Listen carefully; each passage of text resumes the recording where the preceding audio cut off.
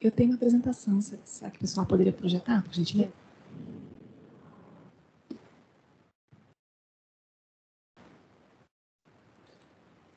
Deixa eu ver se eu sei fazer, gente. Gente, bom dia. Eu queria, agora que eu aprendi como passa os slides, eu queria cumprimentar todos, agradecer muito a querida Lohane pelo convite para participar desse debate, cumprimentar meus colegas aí de painel, interlocutores de longa data, e dizer que a mim coube a difícil tarefa de falar de um tema que, enfim, é objeto de muitas controvérsias. A gente estava aqui no cafezinho falando sobre IA, eu coletei, assim, pelo menos 15 opiniões diferentes sobre a regulamentação de IA, inclusive entre os membros do painel. E eu tenho, então, a grande honra de falar um pouquinho sobre esse assunto e sobre uma experiência que a NPD está desenvolvendo com relação ao desenvolvimento de um sandbox em inteligência artificial. E eu queria, bem rapidamente, enfim, eu sei que aqui é um público especializado, mas só recordar que o próprio conceito de IA é algo que ainda está em movimento e é objeto de muitas controvérsias, né? Eu trouxe aqui o conceito de IA da OCDE, conceito esse que foi recentemente atualizado, diga-se de passagem, que menciona que a IA é um sistema de IA é um sistema baseado em máquina que, para objetivos explícitos ou implícitos, faz inferências a partir de inputs recebidos sobre como gerar outputs, tais como previsões, conteúdos, recomendações ou decisões que podem influenciar ambientes físicos ou virtuais. É uma explicação que certamente gastou muitas e muitas horas de especialistas, né, para debater cada vírgula, cada palavra, né, cirurgicamente posicionada. Mas o que eu queria comentar com vocês é que me parece já inquestionável que a IA é uma tecnologia pervasiva, né? A gente não está mais falando de um futuro da ficção científica, mas de uma tecnologia que está presente no nosso dia a dia de maneiras explícitas ou menos explícitas, né? Quando você usa um tradutor automático, quando você abre o seu Waze para vir aqui para o Banco do Brasil, quando você abre um site, aparece um monte de recomendações personalizadas de filmes, músicas, livros, coisas para comprar, enfim, tudo isso são sistemas de IA que estão presentes no nosso dia a dia e que geram variados efeitos sobre nós, né? Sejam efeitos significativos, como a concessão de crédito, por exemplo, eu quero um empréstimo no banco, né? Eu quero ter acesso a uma política pública, uma política social, sejam efeitos talvez menos impactantes, como uma propaganda que aparece de maneira um pouco insistente a partir da percepção das minhas preferências individuais. E o tema de IA tem, de fato, sido objeto de muitos debates na seara regulatória, né? Então, uma questão até preliminar é: precisamos regular a IA? Como regular a IA? Qual que é a melhor abordagem? E nós temos hoje no Congresso Nacional uma penca de projetos de lei que buscam, de diferentes maneiras, enfrentar as questões relevantes trazidas por essa tecnologia. A gente tem um projeto de lei que veio da Câmara, né, que tem uma abordagem muito principiológica, high level, né, um projeto bem enxuto, que atribui uma grande confiança à capacidade do setor privado se autorregular. E temos alguns projetos de lei no Senado, dentre eles o PL 2338, que talvez esteja liderando aí as discussões, que adota uma abordagem bem mais europeia, eu diria assim, muito inspirado pelo AI Act, né, em fase final de aprovação na União Europeia, que é calcado em alguns pilares, né? Então, a ideia de proteção de direitos fundamentais, né, proteção do indivíduo face aos impactos de sistemas de IA, a ideia de classificação baseada em risco, né? Então, o PL propõe a definir o que são aplicações de risco excessivo e, portanto, proibido aplicações de alto risco e demais usos, e cria uma simetria regulatória com base no nível de risco. Então, aplicações mais arriscadas estão sujeitas a regras mais duras, né?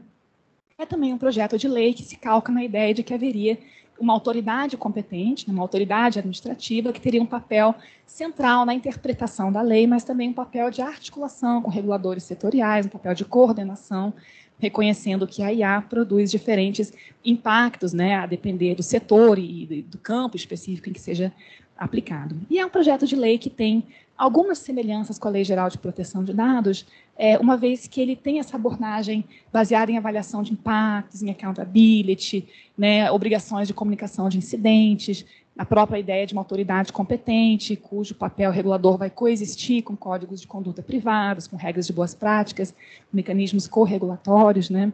E eu comento isso só para dizer que, de fato, do ponto de vista da ANPD, onde eu trabalho hoje, existe uma grande relação, uma grande confluência entre as discussões regulatórias que nós temos hoje no campo da IA e o que nós já temos na Lei Geral de Proteção de Dados, né? Então, a LGPD, uma norma aprovada em 2018, que entrou em vigor em 2020, estamos na primeira infância ainda da proteção de dados pessoais no Brasil, E o projeto de lei de IA, inclusive por também ter essa inspiração europeia, assim como a LGPD, acaba adotando uma sistemática que dialoga, em grande medida, com a LGPD, sobretudo quando a gente fala da parte de direitos, né?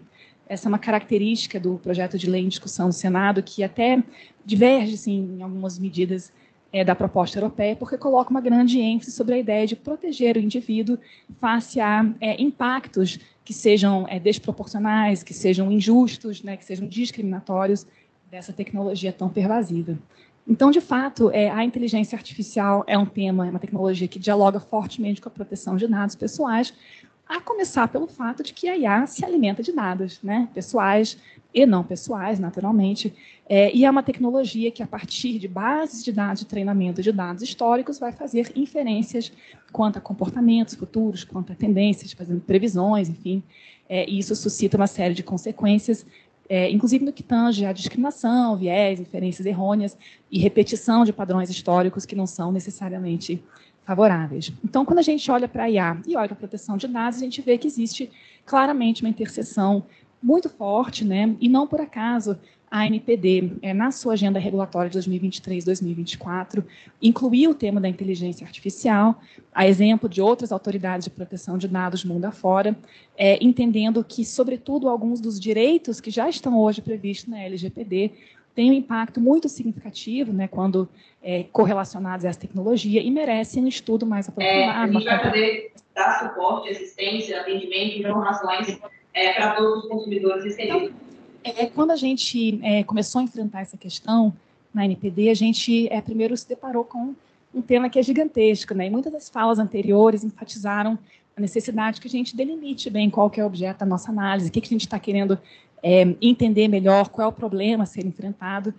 E aqui, de fato, quando a gente olha para a LGPD e olha para a IA, existem alguns dispositivos da LGPD que, de maneira muito clara, parecem gerar uma tensão ou dúvidas ou interpretações divergentes quando aplicados especificamente a essa tecnologia. Essa imagem que está na foto é uma imagem muito interessante, eu não sei quantos de vocês já viram, ela retrata um protesto que aconteceu no Reino Unido há uns 2, 3 anos atrás, na época da pandemia. O que aconteceu naquele momento foi que, por conta da pandemia, era impossível fazer o vestibular britânico presencialmente, e o governo britânico decidiu, então, incorporar um algoritmo que, a partir de resultados de simulados dos alunos e da média histórica das escolas nas quais os alunos estavam matriculados, inferia qual seria a nota daquele aluno no vestibular que ele não chegou a prestar. E, obviamente, isso gerou uma série de consequências não pretendidas, porque verificou-se que, de fato, alunos oriundos de escolas públicas, escolas em áreas de menor renda, por exemplo, tinham notas significativamente menores do que era esperado pelos próprios professores, né, que orientavam aqueles alunos. E, a partir de uma análise mais detalhada, passou-se a perceber que, de fato, o uso de valores históricos, valores socioeconômicos relacionados à escola em que aqueles alunos estavam, potencialmente estava prejudicando, né, desproporcionalmente, grupos que já eram mais vulneráveis. Isso gerou, talvez, o primeiro protesto, né, anti-algorítmico que a gente está vendo ali nessa imagem, em que muitos alunos, de fato, se manifestaram veementemente contra o uso desse sistema para avaliação de notas para ingresso em universidades. Então, quando a gente se deparou com essa questão, a gente vislumbrou que, à luz da LGPD, existe uma questão fundamental, que é o direito de entender, contestar e alterar, eventualmente, uma decisão algorítmica por diferentes mecanismos, inclusive, em alguns casos, por meio da intervenção humana, né, o direito de recorrer a um ser humano para chegar a uma decisão mais justa. E esse é um dispositivo da LGPD que eu trouxe aqui para mostrar para vocês, não vou ler ele todo, mas o caput é talvez o mais importante, que diz que o titular dos dados, né, o indivíduo, tem o direito de solicitar a revisão de decisões tomadas unicamente com base em tratamento automatizado de dados pessoais que afetem os seus interesses.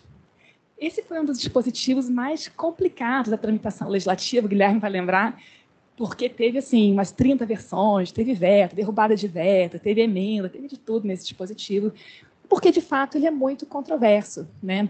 Então, numa versão anterior, a questão era, o direito a uma revisão humana de uma decisão automatizada. Saiu o humano.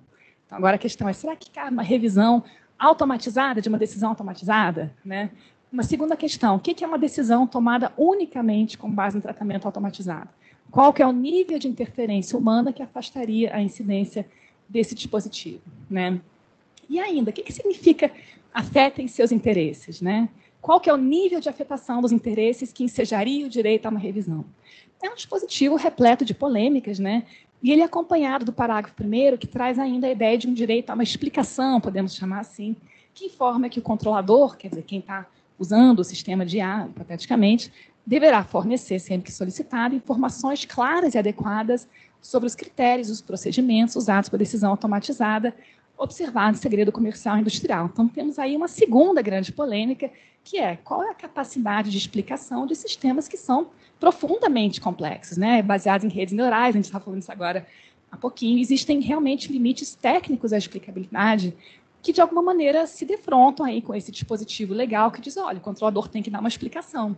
Não é o código-fonte, mas ele tem que explicar quais são os parâmetros, critérios e procedimentos usados para a tomada de decisão que vem afetar os interesses de um indivíduo. Então, nós temos aqui um problemão para a NPD resolver, e nossa avaliação foi de que esse é um tema que mereceria, de fato, uma abordagem também inovadora, e pensamos, então, em pegar esse tema para tratar no âmbito de um sandbox regulatório.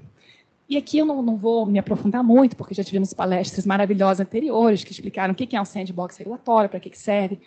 Para nós, a ideia é de que a gente possa ter um espaço colaborativo para reduzir assimetrias de informação, sobretudo isso, sabe? Então, de maneira colaborativa, promover a inovação responsável, e aqui eu queria falar de maneira muito explícita que é muito comum essa contraposição entre uma suposta tensão entre regulação e inovação. A regulação é anti-inovação. Se nós tivéssemos regulado, não teríamos aviões, sei lá, cadê o Christian? Né? Pronto. Se tivesse uma regulação, não teria tido aviões. Eu sei que você não falou isso, mas apenas para exemplificar. E a nossa visão é de que não existe um antagonismo intrínseco, mas é possível, sim, trabalhar por meio de ferramentas experimentais e colaborativas para promover a inovação que seja responsável, que seja ética, que seja alinhada aos pressupostos legais e constitucionais, lembrando que existe um direito fundamental à proteção de dados pessoais, não apenas reconhecido pelo Supremo Tribunal, mas também escrito na nossa Constituição. Então, a gente imaginou, então, construir sandbox, e a gente definiu alguns parâmetros iniciais, depois o resto jogou para uma discussão com o público. Tá? Então, nossa ideia é tratar de tecnologias impulsionadas por machine learning, inclusive aquelas relacionadas à IA generativa, por nos parecer um campo mais complexo, né, quanto à aplicação desse dispositivo, com o objetivo de promover práticas responsáveis de desenvolvimento tecnológico, buscando sempre o equilíbrio entre inovação e riscos potenciais, e, em particular, com o objetivo de entender melhor os limites, as condições de contorno, as possibilidades de interpretação do artigo 20 da LGPD, assim como as perspectivas do PL 2338, que também traz a ideia de contestabilidade de decisões tomadas por sistemas de IA.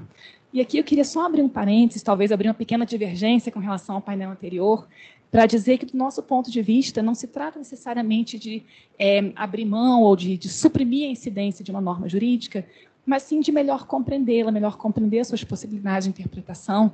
Não é um feriado regulatório no sentido tradicional, mas sim a possibilidade de, num ambiente colaborativo, experimental, uma caixinha de areia, melhor entender a forma correta e viável, né, de interpretação e regulamentação de um dispositivo que consta do nosso ordenamento jurídico. Então, eu estou vendo que meu tempo está aqui quase acabando, e eu queria só falar um pouquinho sobre, então, o processo, como ele se encontra na NPD. A gente não sabe fazer sandbox, a gente nunca fez, tá, gente?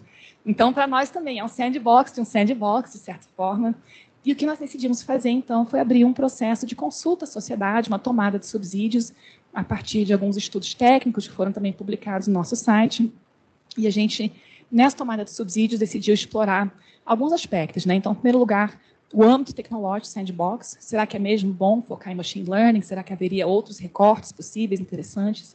O âmbito legal, então vamos focar mesmo no artigo 20, no direito à revisão, na explicabilidade, são esses os temas, haveria outros temas, ou deveríamos delimitar melhor, né? Um terceiro aspecto que eu acho muito, de certo modo, até inovador, em termos de experiências, é um foco muito específico sobre como promover o envolvimento multissetorial. E esse foi um ponto trazido por vários palestrantes, né, porque a ideia é que o que a gente vai aprender não pode ficar só entre nós, a nossa caixinha de areia, que tem meia dúzia de participantes. Né? Como é que a gente pode assegurar que o aprendizado, que os benefícios que forem colhidos dessa experiência possam ser amplamente conhecidos e disseminados e compartilhados. Será que é suficiente fazer um relatório, um webinar? Será que haveria outras formas? E o que nós imaginamos inicialmente foi criar realmente um comitê consultivo multissetorial, multi-stakeholder, né, como se diz, que nos orientasse, que nos ajudasse a criar essas condições, essas delimitações, a desenhar o próprio sandbox e que servisse também como uma caixa de ressonância para trazer para fora, para a sociedade de maneira mais ampla e para outros setores, o que a gente vier a aprender a partir dessa experiência. Então, esse é um ponto também que nós colocamos na consulta pública, assim como perguntas sobre a estrutura do sandbox, quanto tempo, quais etapas, né, o que é razoável, devemos focar só em startups ou empresas estabelecidas também, só tecnologias que já estão no mercado, tecnologias que estão em desenvolvimento ainda, então, muitas questões.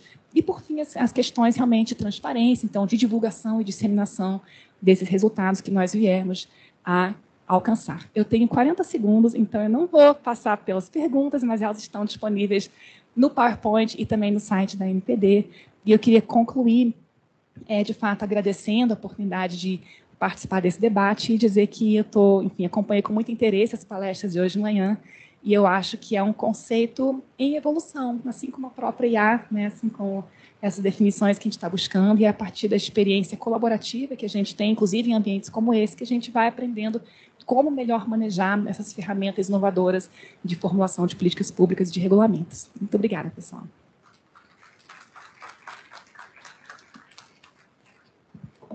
Agradeço, Celira Miriam, a excelente apresentação. É um conceito em andamento, em construção, e eu gostei muito da expressão de falar, estamos fazendo um sandbox do que é um sandbox. E eu acho que a gente está pensando aqui como expandir e usar esse instrumento de diferentes formas. Convido agora para reações curtas dos nossos debatedores. Felipe. Bom dia, pessoal. Prazer estar aqui. Obrigado pelo convite, Lohane. Eu não sei quantas startups tem na sala. Eu sei que tem pelo menos uma, o Daniel da IntelliJus, mas ninguém mais levantou a mão, então presumo que tem. Tem 2 startups, que bom. Então eu falo aqui com esse chapéu como representante da ABRE. A ABRE é uma associação que tem, por natureza e no seu DNA, representar o ecossistema brasileiro de startups em IA, então são os desenvolvedores brasileiros, são as startups brasileiras atuando nessa área, e eu acho que é uma perspectiva interessante da gente trazer para a mesa. A gente ouviu muito a perspectiva dos tomadores de decisão no setor público até agora, então eu queria trazer um pouco o nosso lado. Mas antes disso, tem alguém do MCTI na sala? Não tem. Eu sou co-coordenador da IBIA, Estratégia Brasileira da IA. Então, nesse papel, eu vou fazer uma rápida intervenção, e é dizer que está previsto na IBIA, eu leio aqui para vocês, bom, meu tempo é curto, eu não vou ler, mas está no documento da IBIA a recomendação do uso de sandboxes para IA, e especificamente tem ação estratégica que diz promover abordagens inovadoras para a supervisão regulatória, por exemplo, sandboxes e hubs regulatórios.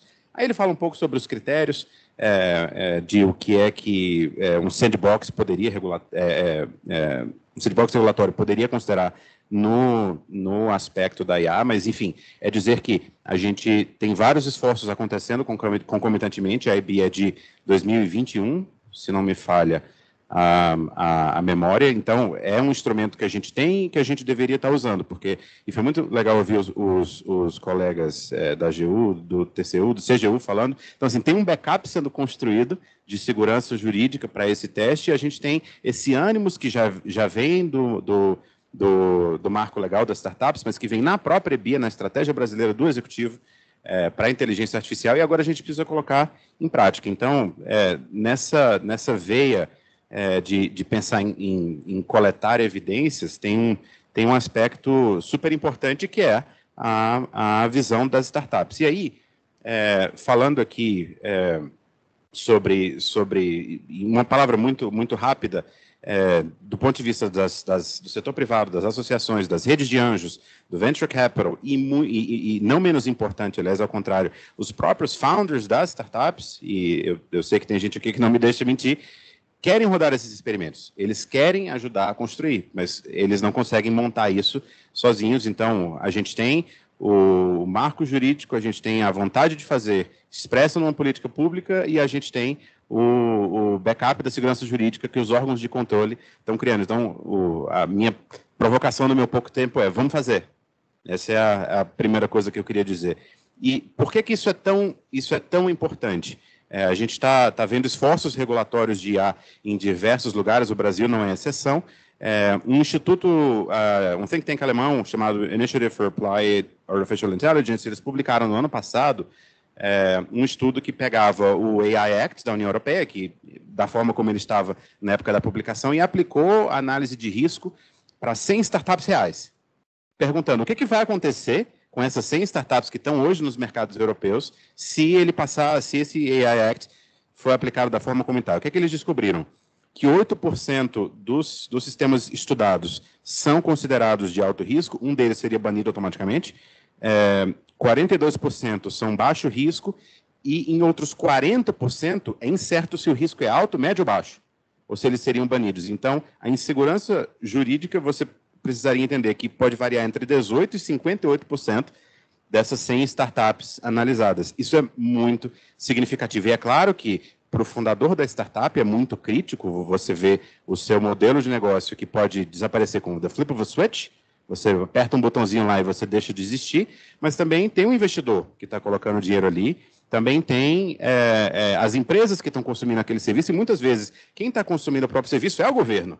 Então, dentro da IBIA, eu cuido especificamente do eixo 8, que é de uso de IA no setor público. Então, a gente tem todas as razões para experimentar, para entender, de fato, o que a gente quer como sociedade. A gente está entendendo, está construindo ainda o entendimento do que a gente não quer, mas até a gente ter muita clareza sobre o que a gente não quer, a gente deveria testar o que a gente quer e colocar isso de pé. Então, para encerrar nos meus 8 segundos, não vou conseguir em 8, ao invés da gente sentar aqui nós nas nossas poltronas confortáveis, ou vocês aí, ou em casa, reclamar e a gente torcer para que o futuro melhor aconteça, muita gente perguntando, vai aprovar ou não vai aprovar o PLDA?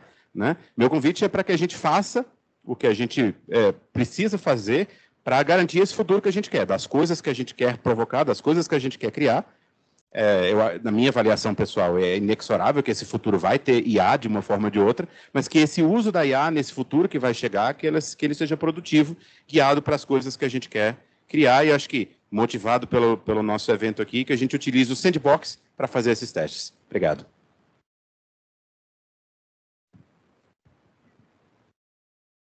Obrigado, Lohane. Bom dia a todos. Agradecer também ao Sérgio pelo convite. Prazer estar com a Miriam e o Felipe aqui dividindo essa mesa. E como o meu tempo é curto, né, eu também vou ser bastante objetivo, né, eu vou aproveitar um gancho deixado pela Miriam sobre a questão da necessidade de você derrogar uma norma previamente existente para que você tenha um sandbox regulatório. E eu concordo com a Miriam, eu acho que não é necessário, você pode flexibilizar. Quando você tem uma cláusula experimental, né, você pode derrogar, mas você também pode flexibilizar. Então, por exemplo, o fato de não existir ainda uma lei de inteligência artificial específica não quer dizer que você não possa ter bons sandbox regulatórios para inteligência artificial. Você tem Código de Defesa do Consumidor, você tem a Lei Geral de Proteção de Dados, você tem o Sistema de Responsabilidade Civil, né? E aí, aproveitando isso, eu vou entrar numa discussão, e aí colocando o chapéu aqui da academia nessa mesa, né? Então, a gente tem um regulador, a gente tem o setor privado, e eu faria esse papel da academia, para trazer uma discussão que está tendo no âmbito da União Europeia e que, infelizmente, o AI Act, né, a Lei de Inteligência Artificial da União Europeia, não deixou clara. É sobre se existe uma strict liability ou uma responsabilidade objetiva, digamos assim, né, aquela que não precisa de você provar culpa, nem todos são juristas aqui, para que você faça um sandbox regulatório, quer dizer, você deveria afastar ou não uma responsabilidade objetiva. E no âmbito da União Europeia, a opinião que prevalece, embora, de novo, o AI Act não seja tão claro, é de que de que não estaria afastada no âmbito da responsabilidade civil, tá? Claro que o compliance regulatório muitas vezes é afastado, flexibilizado, mas do ponto da responsabilidade civil, ela não estaria afastada. Isso eu acho que é algo que também, trazendo fontes aí da literatura, eu acho que é algo que inibe um pouquinho o sandbox regulatório, a sua prática e a sua efetividade, tá?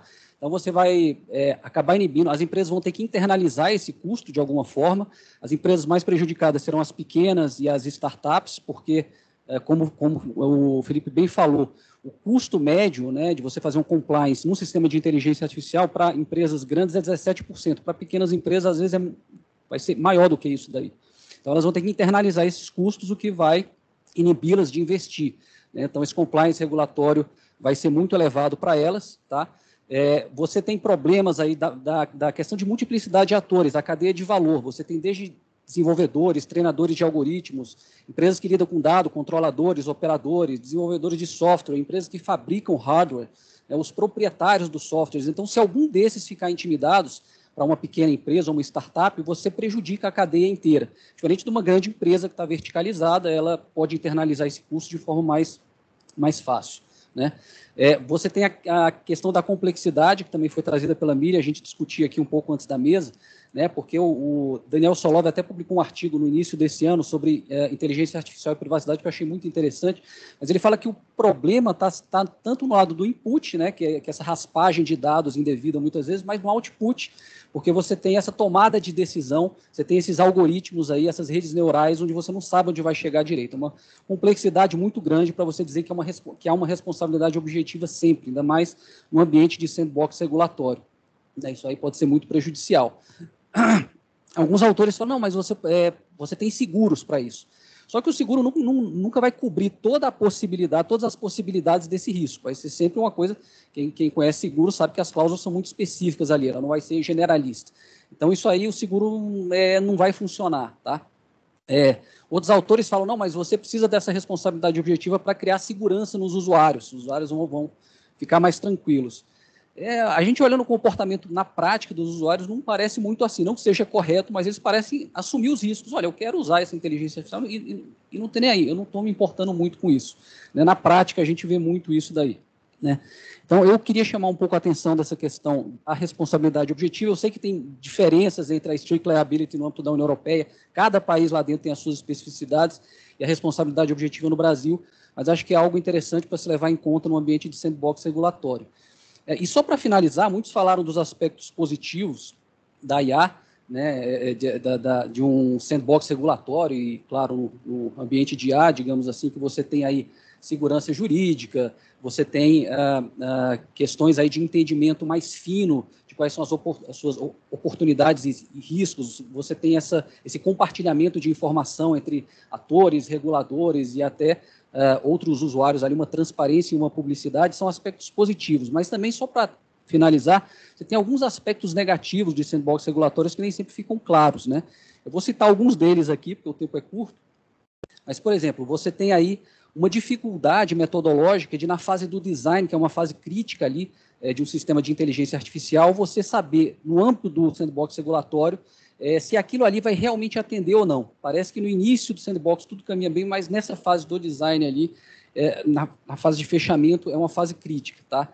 Um outro problema é a pressão sobre os órgãos reguladores de cases de sucesso em sandbox regulatórios, o que cria, na verdade, uma competição entre órgãos reguladores. Isso é discutido no âmbito da União Europeia. Talvez no Brasil essa discussão não aconteça tanto, embora muitos tenham defendido, não sei se foi o Christian, que você tenha uma pluralidade, não só essa nova autoridade de inteligência artificial, mas outras também façam sandbox regulatórios que envolvam inteligência artificial. Você vai ter uma competição entre elas, com o incentivo de criar ambientes menos regulados, cada vez menos regulados, para atrair mais gente. Isso aí gera uma deturpação. O outro problema que você tem também é sobre a sua amostragem. Às vezes essa amostragem é pequena ou ela é desvirtuada, ela não representa o mundo real. Então, aquela amostragem que você traz no sandbox regulatório, ela não é compatível com a realidade. Depois, quando você transmuta aquele experimento para o mundo real, aquilo ali não funciona muito bem, né? E só para finalizar, o sandbox regulatório ele é uma contradição em termos, né? Porque ele quer provar que aquele experimento ele funcionará no mundo real, com todas as regras vigentes no mundo real, suprimindo ou flexibilizando algumas dessas regras durante o experimento, né? Então, muitas vezes, isso aí pode gerar uma tensão. Ele realmente funciona no experimento, mas no mundo real ele não funciona tão bem assim, tá? Então, existem essas e outras críticas feitas aí para esses modelos. Acho que são coisas que têm que ser levadas em consideração na hora de fazer esse desenho regulatório. Mas eu agradeço mais uma vez a Lohane, a todos aí, e desejo um bom evento.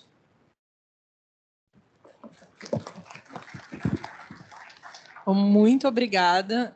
A gente podia ter uma conferência inteira sobre inteligência artificial e sandboxes. Isso aqui é só para dar um gostinho dos assuntos a serem debatidos futuramente, espero. Muito obrigada, agradeço a toda a mesa. A gente teve várias perguntas online, principalmente para a NPD. Encaminhei para a equipe da NPD, que me falou que, como eles estão no meio de uma consulta pública dos sandboxes, eles vão tentar publicar as respostas de alguma forma dentro do compilado aí. Mas não, são bem umas 5. São bem umas 5 perguntas diferentes, não tão simples, mas, enfim, quem quiser entrar online, tem várias perguntas em relação à atuação da NPD, recursos, inclusive, porque sandbox é uma coisa que custa, então como que vai conseguir atender a isso? Perguntas interessantes que eu acho que dá pano para manga para discussão aí. Mas agradeço mais uma vez e vou dar espaço para o Sérgio, que agora abre o painel das autarquias dos diferentes computadores.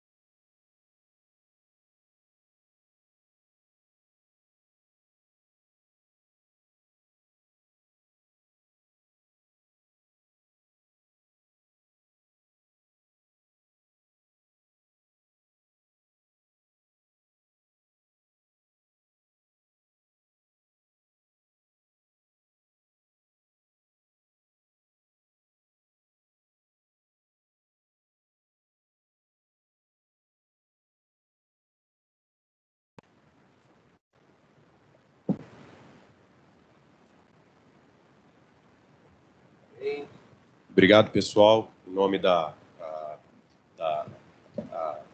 nosso evento e da DataSphere Initiative, eu agradeço o aceite de todos, a presença de vocês aqui presencialmente. Eu sei que é interessante, estava aqui no intervalo falando, tinha mais de 1 hora que o evento estava acontecendo e a gente tinha mais de 100 pessoas online, né? Eu sei que é um arrasto para trazer assim as pessoas presencialmente. Eu agradeço e saibam que há uma audiência bastante interessada no nosso seminário. Agora a gente vai fazer uma mesa, então, chamada Sandbox como um instrumento de agilidade regulatória e inovação responsável, em que a gente talvez traga aqui, o Guilherme falou em agências reguladoras competindo entre si. Então, a gente tem aqui um exemplo delas aqui, que estão, alguns exemplos de agências reguladoras que estão tocando suas iniciativas, do que a gente tem visto de ações no governo federal e que a gente viu aqui, a AGU, CGU, conversando e citando sempre casos aqui de algumas dessas agências. Parece que o Brasil tem conseguido construir um modelo bastante cooperativo de aprendizado, de lições e de construções de âmbito federal, entre diferentes órgãos de mesma estrutura, mas também nos nossos âmbitos federativos. A gente tem aí outras mesas aí ao longo do dia com entidades com capacidade normativa, regulamentadora, que não são necessariamente autarquias especiais da administração indireta, né? Então, que seria algo muito mais específico, talvez mais fácil de ser identificado numa lei, mas que para a gente e para as necessidades do país faz muito mais sentido ter bastante mais amplos. Então, vou convidar aqui os colegas Gustavo Freitas, da ANAC, Vanessa Santos, da NTT, Felipe Moraes, da ANEEL, Nilo Pasquale, da Anatel e Sabrina Maciel, do MITIC. Obrigado.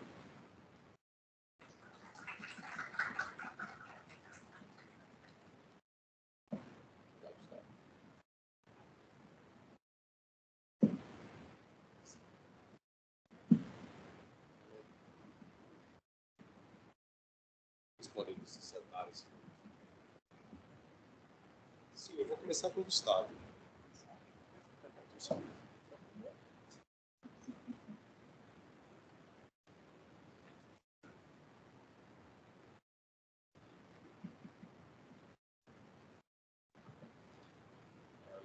Então, pessoal, a gente tem aqui um grupo bastante representativo de algumas, a gente já foram citados alguns casos de agências reguladoras aqui. Eu acho que uma figura da administração com um papel um pouco diferente aqui é o MIDIC, que tem aí ações novas e atribuições novas desde o ano passado, com um monitoramento e uma participação mais ativa em matérias regulatórias. Acho que a Sabrina vai trazer alguns desses pontos aqui também. E temos casos de agências reguladoras que estão em momentos distintos de estruturação, monitoramento, planejamento e já execução de seus sandboxes. Eu vou começar com o Gustavo, então, para comentar o da ANAC. A gente vai buscar aqui encontrar similitudes, os desafios que cada uma dessas agências, dessas autarquias especiais encontraram nos seus sandboxes, tentar buscar alguma convergência nisso e, se tiver caso de sucesso e de fracasso, para todo mundo aqui tem igual valia. Obrigado, Gustavo. Obrigado, Sérgio. Cumprimentar a todos os presentes, ao público online, aos meus colegas aqui de painel, agradecer a oportunidade.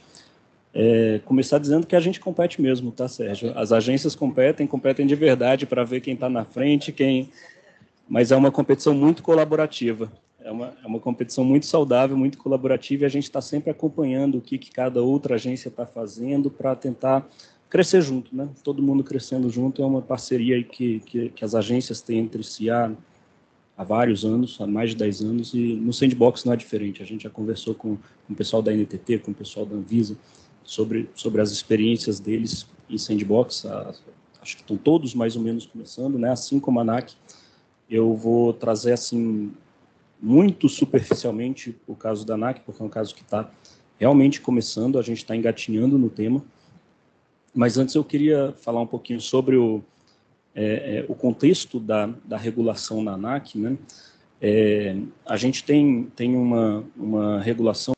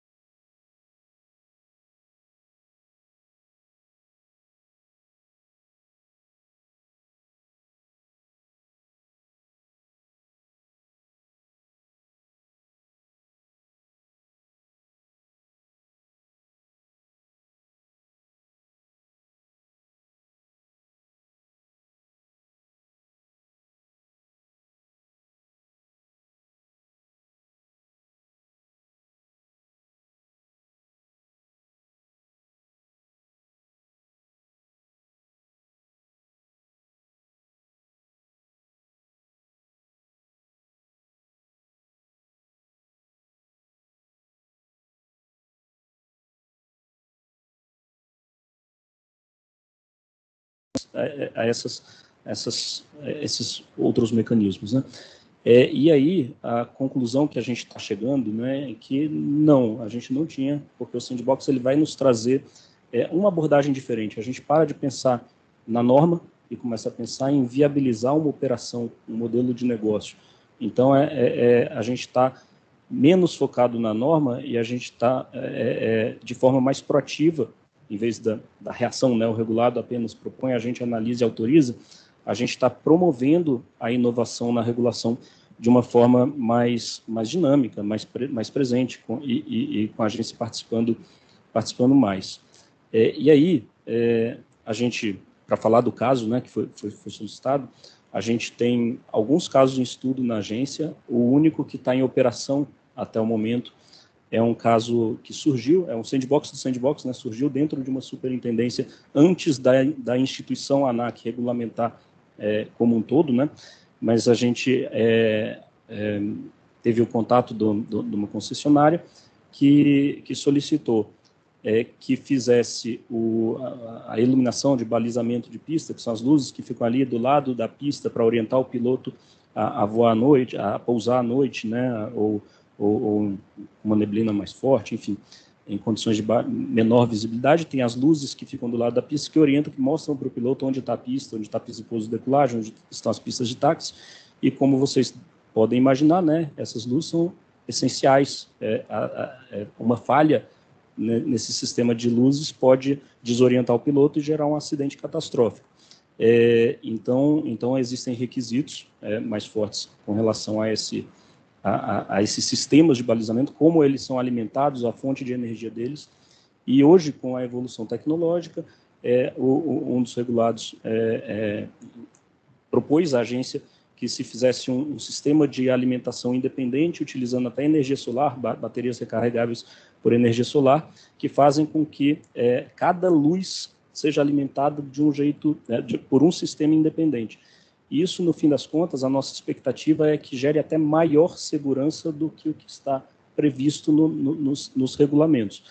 E, claro, né, a gente vem falando de sandbox com responsabilidade, né, fazer o experimento com responsabilidade. A gente optou, né, junto com o regulado, por testar esse sistema em 2 aeroportos de menor porte, né, aeroporto de Tabatinga e de Tefé, ambos no Amazonas. Os sistemas já estão em teste, né, em operação e teste.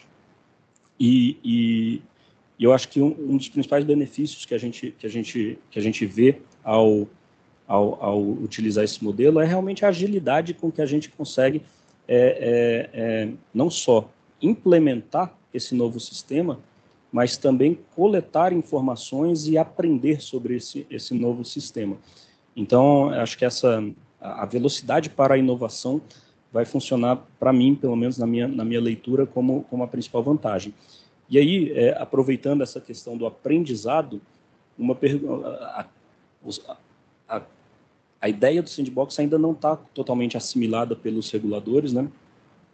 A gente está aprendendo ainda a fazer, e tem questões culturais até que ainda precisam ser assimiladas, né? Então, uma pergunta que a gente recebe quando a gente está discutindo sobre sandbox, vai fazer esse teste, esse experimento nos aeroportos de Tefé e Tabatinga com relação a essa iluminação. Tá, cadê a AIR, né, desse experimento? A gente fala, não tem AIR.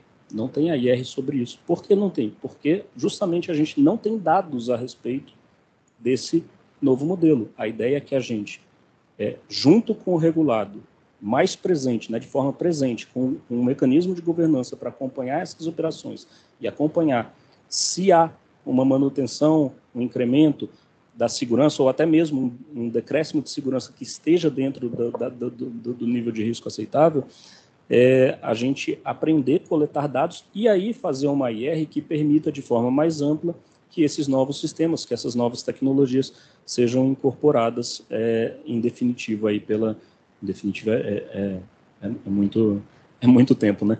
Mas que sejam incorporadas ao arcabouço da agência oficialmente, vamos colocar assim. Então, acho que essa é a principal vantagem que a gente obteve. Gustavo, muito obrigado. É interessante que a gente está falando de aquele momento de uma agência, de um ente da administração, em conceito quase como um corpo, né? Porque parece que a cultura, ela desenvolver seu conhecimento, sua estrutura, seu pensamento de inovação, acaba desenhando modelos desse tipo. E os conceitos, acho que são sempre importantes, assim, o que é novo, o que já existia. A Miriam citou um aqui, que eu sei que na Anatel era bastante conhecido, de feriado regulatório, né? O que é sandbox versus outros intervalos, outros espaçamentos que a gente tinha para grandes eventos, quando a gente acessava norma para um determinado objetivo específico, quão diferente o sandbox é de outros instrumentos, de outras técnicas de regulação que a gente tem, muito, muito interessante o caso da ANAC. Agora, um que foi bastante citado aqui, o da NTT, se a Vanessa puder também cobrir, muito obrigado. Muito obrigada, agradeço o convite, especialmente a Lorena, que fez o convite pessoalmente. O sandbox regulatório da NTT foi criado por meio de um projeto da agenda regulatória. Então, esse projeto teve como resultado uma resolução, que é 5.999 de 2022, e essa resolução estabelece diretrizes para o funcionamento do sandbox regulatório em todas as áreas da agência. E nessa resolução a gente estabeleceu que a participação no sandbox seria somente de empresas que já são reguladas pela NTT, então seriam as concessionárias, as permissionárias ou as autorizatárias, e também a gente previu a possibilidade de empresas que não são reguladas pela NTT participar dos experimentos por meio de um consórcio com as empresas já reguladas. Um outro fator que a gente estabeleceu no nosso sandbox regulatório foi o tempo máximo para os experimentos. A gente definiu um tempo máximo de 24 meses, que pode ser prorrogado por mais 12 meses. E, além desse tempo que a gente previu também a possibilidade de esse experimento ser prorrogado ainda mais, caso a NTT esteja fazendo a regulamentação do tema e a NTT não consiga terminar a regulamentação do tema antes do término do experimento. Então, a gente previu isso para evitar que o serviço que está sendo testado no sandbox regulatório tenha que ser interrompido. Um outro fator que a gente previu no nosso sandbox regulatório foi a possibilidade de fazer experimentos junto com outros entes. Então, a gente pode fazer um experimento que envolva diferentes agentes reguladoras no Brasil ou outros órgãos, e também a gente pode organizar experimentos com órgãos de outros países. E um outro fator que a gente previu no nosso sandbox foi que existem 2 mecanismos de entrada. A NTT pode apontar uma empresa diretamente para fazer um experimento, ou ela pode fazer um edital e, por meio desse edital, escolher as empresas que participarão do experimento. No caso da NTT, a gente está com 2 experimentos e a gente adotou a forma de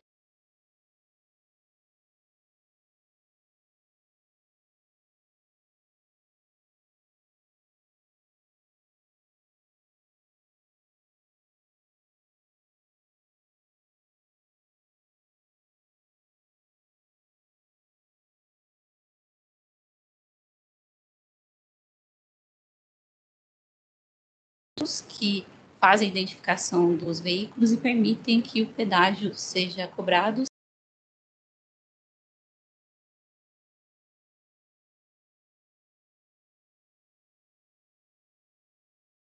a previsão contratual da construção dos postos de pesagem veicular, e essa previsão contratual é retirada durante o período do experimento para que a empresa possa testar a tecnologia da pesagem em movimento. Então, em vez de os caminhões precisarem parar no posto de pesagem veicular, eles passam pelo mecanismo do peso e com isso a gente evita a parada dos usuários das rodovias nessas 2 estruturas que eram previstas no contrato de concessão, e com isso a gente aumenta a fluidez do tráfego nas rodovias também. E existem outros benefícios, como, por exemplo, a diminuição da área de desmatamento prevista no contrato. E como que a gente implementou esses 2 experimentos? A gente criou 2 documentos principais para nortear o funcionamento do sandbox regulatório. Como existe um contrato de concessão, foi feito um aditivo contratual temporário que vai funcionar durante o período do experimento. E depois da conclusão do experimento, será feito um outro aditivo contratual para verificar como que o contrato vai continuar sendo cumprido depois da conclusão do experimento. E existe também um outro documento que é o termo de referência, e no caso do termo de referência, ele fala sobre o experimento, o que a NTT vai acompanhar, quais são as obrigações da NTT e da concessionária, e como que vai ser feito esse acompanhamento pela agência. Foi muito positivo o início desses experimentos para a NTT, porque eram tecnologias que a gente queria implementar já há algum tempo, e com o sandbox regulatório a gente pode avaliar essas tecnologias e obter evidências para depois ampliar o uso delas nas nossas concessões. Obrigada. Obrigado, Vanessa. O áudio está bem, Lohane? Ok? Tá ok? Tá. A gente aqui já vê duas situações complementares. Acho que no caso da ANAC tem uma especificidade que o Gustavo citou, que veio sob provocação de um agente regulado, né? Se for um concessionário.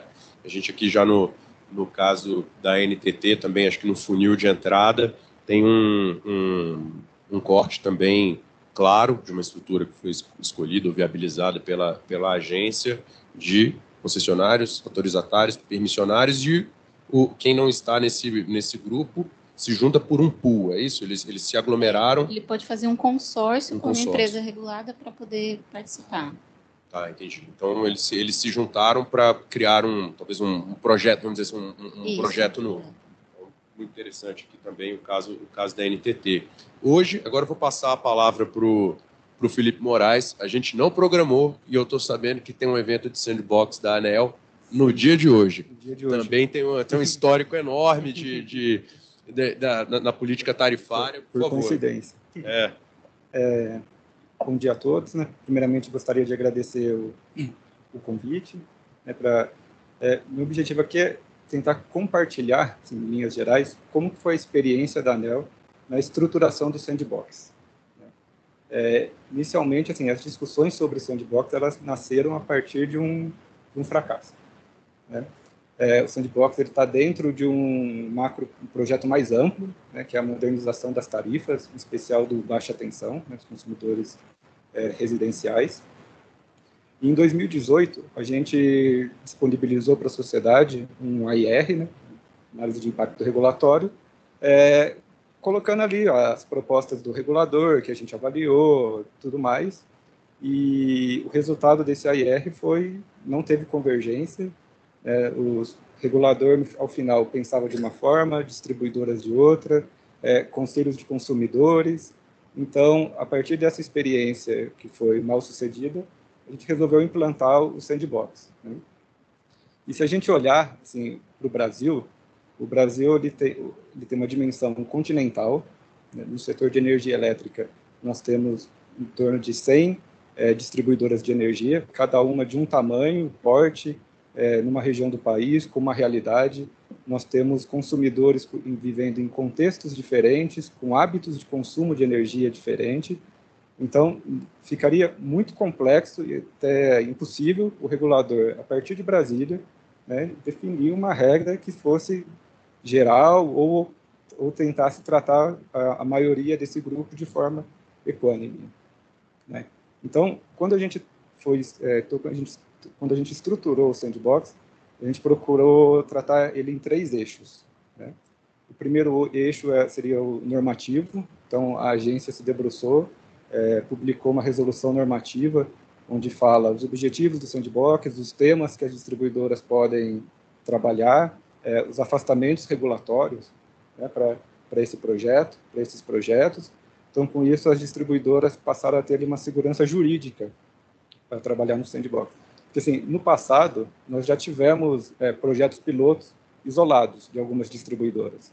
Ela fazia o projeto piloto em determinada área de concessão, só que ela tinha uma insegurança jurídica, porque não tinha afastamento regulatório, era muito por conta dela, não tinha uma participação ativa do regulador ou de outras instituições para disseminar esse conhecimento.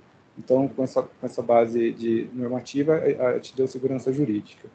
O segundo eixo, que eu acho que é o mais importante, né, de todo esse processo de sandbox da ANEEL, que é o nosso sistema de governança. Né? Antes da gente aprovar, as distribuidoras encaminham os projetos, né, que elas pretendem fazer para esse comitê, e esse projeto passa por 4 avaliações. A primeira avaliação é metodológica, por meio de uma consultoria externa, que avalia qual vai ser o método, se é possível medir o resultado, qual é o grupo de controle, o grupo de tratamento, número de usuários elegíveis. Então, se é possível medir e depois comparar os resultados com outros casos e até mesmo dentro da própria área de concessão. A segunda avaliação é técnica, que é entre os pares. Então, as distribuidoras avaliam de forma anônima, né? Não sabe exatamente a nota que cada distribuidora deu, mas as distribuidoras avaliam o projeto que é submetido e dão uma nota para avaliação.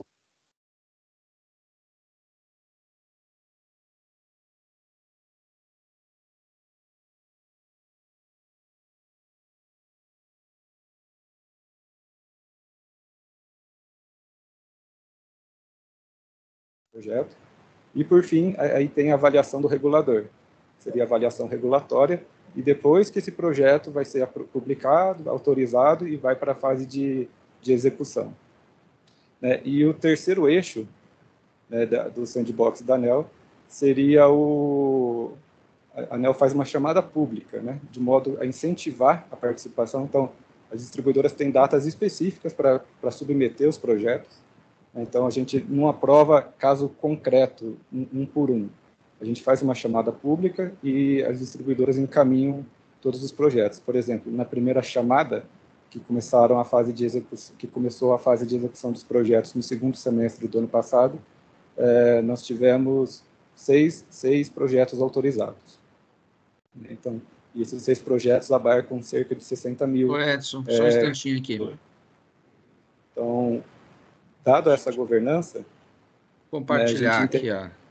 Esse comitê é responsável por disseminar o conhecimento entre todas as distribuidoras, entre a academia. A gente abre espaço para a academia participar também. Então, ele também é responsável por fazer a comunicação do sandbox, na área de concessão, com a sociedade em geral. Tanto para os consumidores... Está vendo a minha tela aqui? Tanto para os consumidores fora, para eles saberem que existe, o que está sendo feito, já ir preparando o caminho para, no futuro, caso haja alguma coisa, algo mais definitivo, né, alguma norma mais específica, eles já estejam.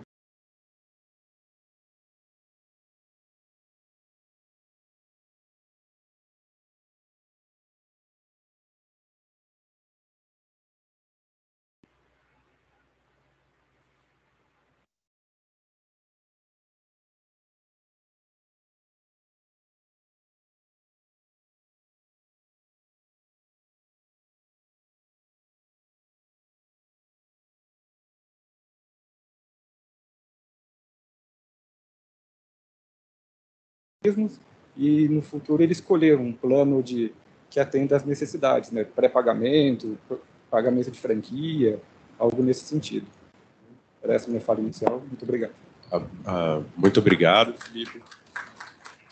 Eu acho interessante, acho que realmente complementou um pedaço que a gente muito interessante de porosidade e transparência do agente regulador. Acho que você chamou muita atenção para a governança do projeto. Isso certamente traz lições muito importantes aí, acho que vou usar aqui dizer também para os outros colegas, mas também porque a gente tem visto aí dos estudos que já foram publicados, por exemplo, pelo TCU, que a gente conversa aí com quem está montando aí em estados e municípios. A parte de governança, de estruturação é sempre uma que é consultada por esses interessados. Só um pequeno comentário, assim, a governança ela surgiu como mais uma necessidade da agência, por não ter braço, não ter pessoas suficientes para tocar os projetos, do que propriamente algo que surgiu como uma ideia de dentro. Foi uma necessidade que nós tivemos ao longo do processo.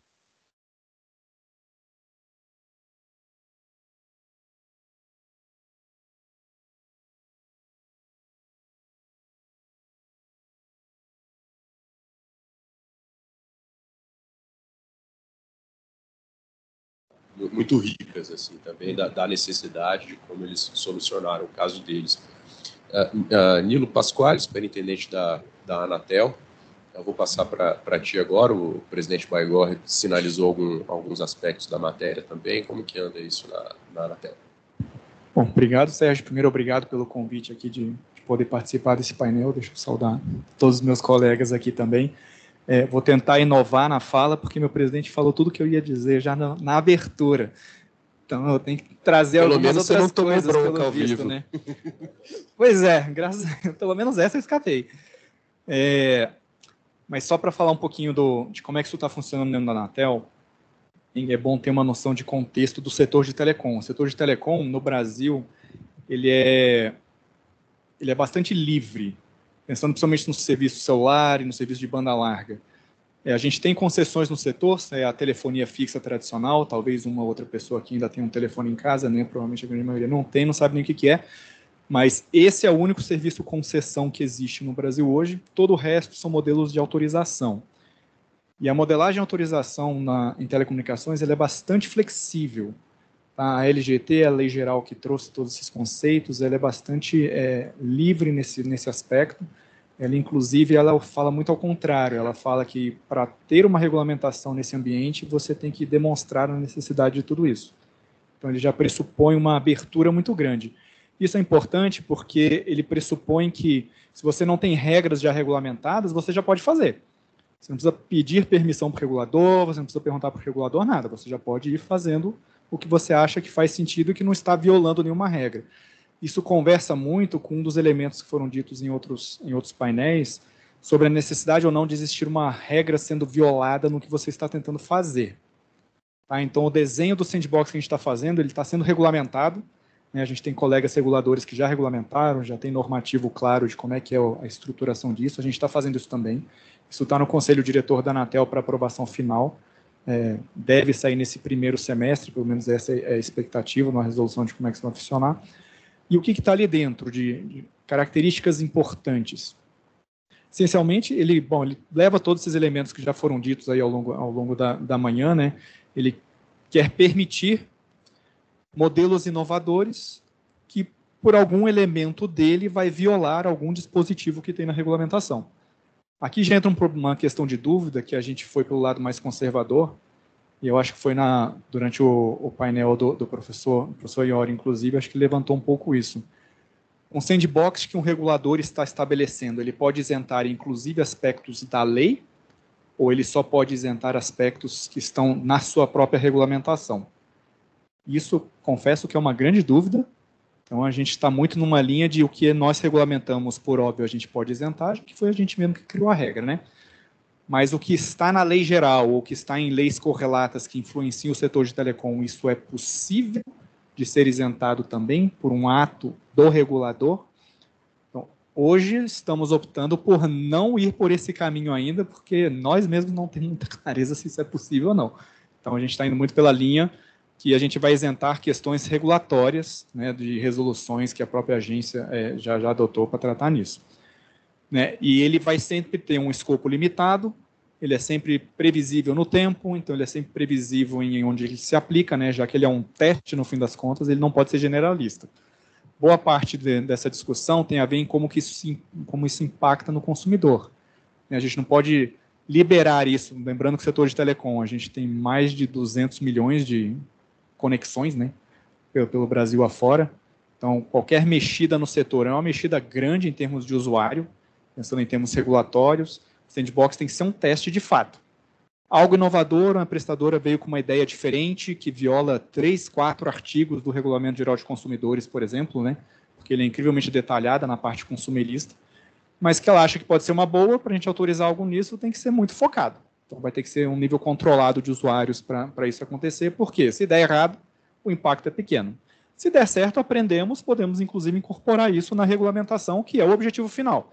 Se algo funciona, parece que é positivo e funcionou para os consumidores, eles viram como um benefício melhor do que tinham antes, faz todo sentido o regulador caminhar nesse sentido, então. Vamos regulamentar de fato isso, eliminar as regras que estão bloqueando esse tipo de mecanismo e fazer ele acontecer. É muito nessa linha que a gente está estruturando como é que vai ser o nosso arcabouço, então sempre vai existir uma regra a ser violada pelo experimento, né, e o conceito dele é exatamente esse, então a gente vai jogar a regra para o lado para a gente poder ver se o experimento funciona. Se não fosse o caso, já poderia ser implementado. O nosso arcabouço, né, o nosso ecossistema de telecomunicação já permite a implementação direta. Você não precisa perguntar para o regulador por isso. Os dois exemplos que a gente tem, o meu presidente já adiantou, mas só para lembrar, a gente tem um sandbox que já foi aprovado, ele deve ser publicado agora há pouco tempo, e de novo é um sandbox do sandbox, né, que a gente está regulamentando.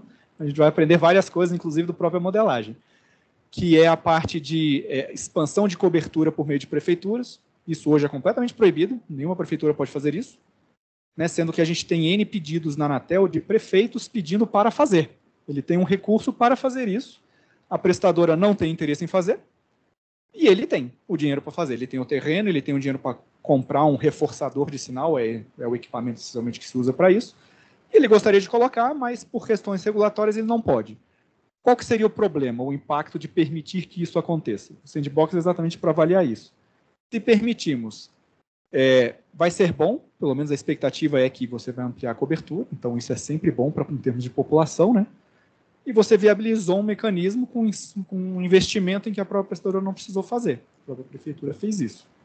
Então, são os diferentes testes que a gente está fazendo para avaliar isso. Não tem uma perspectiva de que esse sandbox vai explodir pelo Brasil, todas as prefeituras vão fazer, exatamente porque precisa de recurso público para.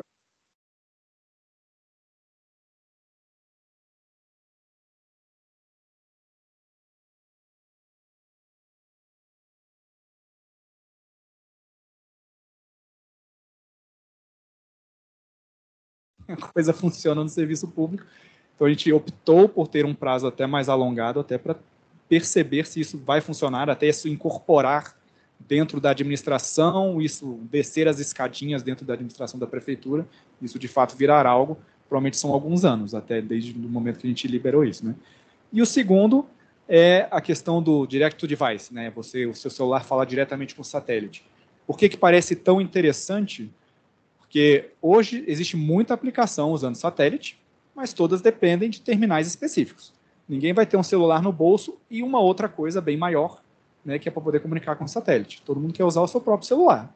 Então, a disrupção dessa tecnologia, que é de pouquíssimo tempo que está sendo desenvolvida, é exatamente isso. Ninguém tem que trocar celular nenhum, vai todo mundo usar o seu próprio dispositivo e ele vai milagrosamente falar com um satélite. Como é que isso vai funcionar na prática? Que tipo de satélite que vai se utilizar? Como é que isso vai operar? Hoje, no Brasil, é proibido a comunicação direta com satélite nas faixas do celular. Então, claramente, você não poderia nem fazer. Tendo a tecnologia, você não poderia fazer. Como é que você faz? Você vai ter que criar um ambiente que tire, né, as amarras de poder fazer isso acontecer para testar, inclusive avaliar. Perspectiva, obviamente, a gente só vai autorizar sandbox que a gente acha e verifique que vai ter um ganho. Algo positivo vai vir para a prestação do serviço, vai vir algo positivo para o consumidor ou para a própria forma em que o serviço é prestado. Então, esses são os norteadores do que a gente tem desenvolvido. E eu furei o tempo para caramba, me desculpe, mas tentei passar pelos aspectos diferentes que o meu presidente já falado já na abertura. Obrigado de novo pelo convite. Excelente, Nilo. Realmente mostra aí como que uma lei com 25 anos já mais, né, continua sendo desafiada e aparecendo modelos de negócios novos. Dois casos, assim, agora, só para valorizar o seu complemento ao que o Baigorre comentou, acho que muito ilustrativos. O caso de prefeituras é realmente... dá para entender por que leva tempo da tomada de decisão para a construção de um sandbox desse também. Quando o Baigorre virou e falou assim, mas será que tem prefeitura prestando serviço? E a gente, no setor de telecomunicações, tem esses casos de como que são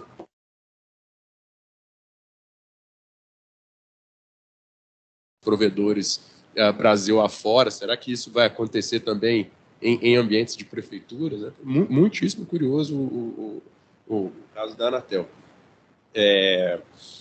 Agora eu vou passar a palavra aqui, saindo da administração indireta, passando para a administração direta. O MIDIC tem hoje uma área nova que trata de matérias de regulação. Acho que a gente tem um decreto que rearranja o PROREG e coloca o MIDIC numa posição central de gestão de muitas dessas políticas regulatórias. Vou passar a palavra, então, para Sabrina. Obrigado. Bom dia a todos. Eu agradeço o convite e a oportunidade de falar aqui um pouquinho sobre esse nosso novo trabalho, né, na administração direta, que é de coordenar e implementar boas práticas regulatórias no Poder Executivo Federal. Na prática, sempre existiu ações de coordenação da política regulatória nacional, muito sempre no centro de governo, no escopo das atribuições do centro de governo.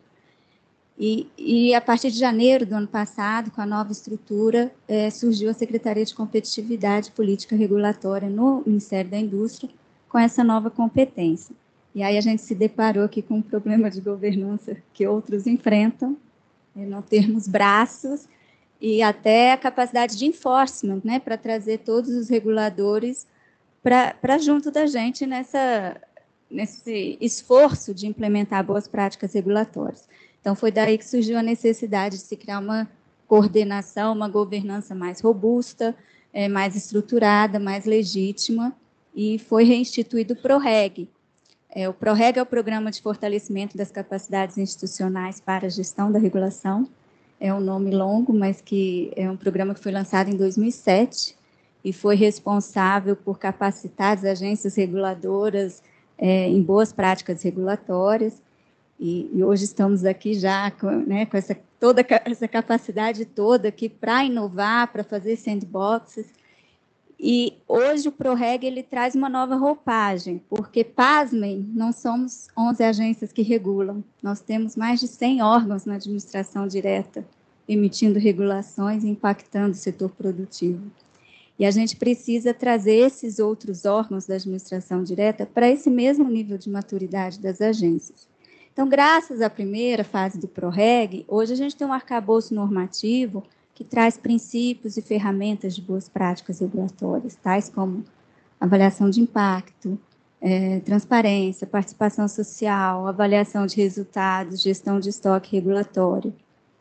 Mas quando a gente está aqui falando de inovação, de sandbox, essas ferramentas que hoje existem, elas são suficientes para enfrentar os desafios do desenvolvimento tecnológico? Parece que não. Então, ao mesmo tempo que a gente tem esse trabalho de trazer a administração direta para esse nível da regulação tradicional, a gente tem também, por competência, apoiar as agências reguladoras para abraçar esse experimentalismo. O nosso papel é fornecer estrutura, capacidade institucional para que elas se sintam seguros para adotar novos princípios de regulação. Flexibilidade, agilidade, capacidade antecipatória, experimentalismo, que requer capacidade, requer um aprimoramento contínuo de processos, de estruturas, de ferramentas, de mudança cultural, e também até de recursos financeiros, recursos humanos, para que eles possam implementar isso tudo com a segurança. E aí a gente não está falando só da segurança jurídica que é necessária na regulação para os regulados, mas da segurança para os reguladores, né, de poder identificar que norma eu posso suspender. Né? Isso tudo a gente precisa dar esse apoio técnico e operacional. Então, esse é um pouco o papel do PROREG.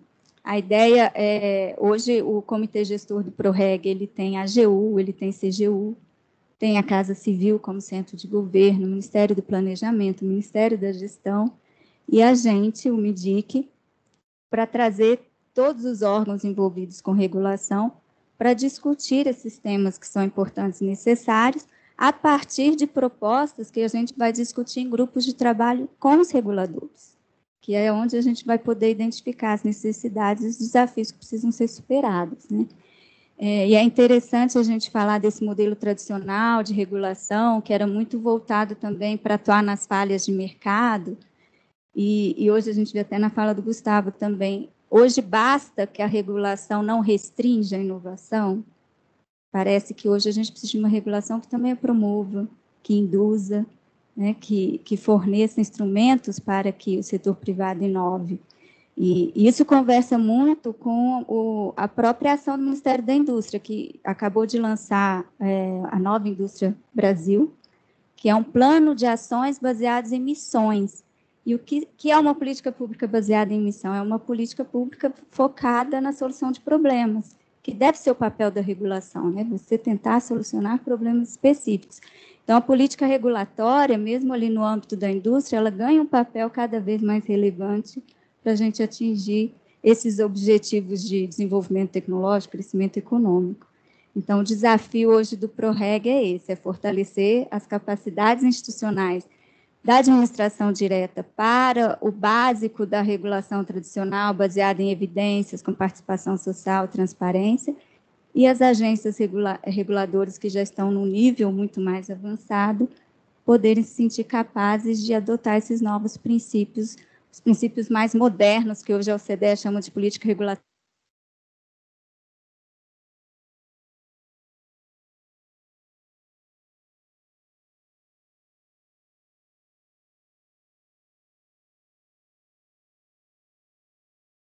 de informações. Um dos objetivos também que a gente tem trabalhado na construção da Estratégia Nacional de Boas Práticas Regulatórias é a governança de dados. Você tem que ter, pelo menos, diretrizes para coleta, tratamento, interoperabilidade, para que a gente possa até monitorar melhor os resultados do sandbox e desses experimentalismos que têm surgido.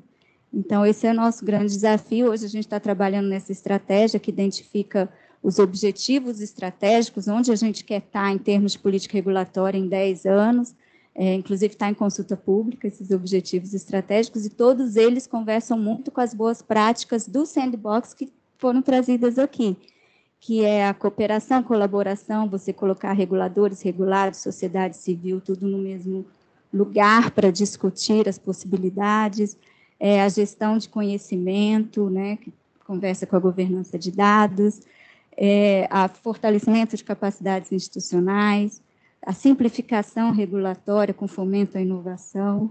Então, vários desses objetivos estratégicos me parece que foram construídos também de forma colaborativa, né? A gente teve várias etapas, que foi etapa de pesquisa, de entrevistas individuais, questionários aplicados de forma ampla e oficinas participativas com mais de 30 instituições que participaram, e os objetivos que foram ali identificados parecem conversar muito com as novas necessidades de uma regulação mais moderna. Obrigado, Sabrina. Parabéns pela atribuição, boa sorte. O ProReg tem um histórico realmente bastante longevo, é marcado por contribuições significativas na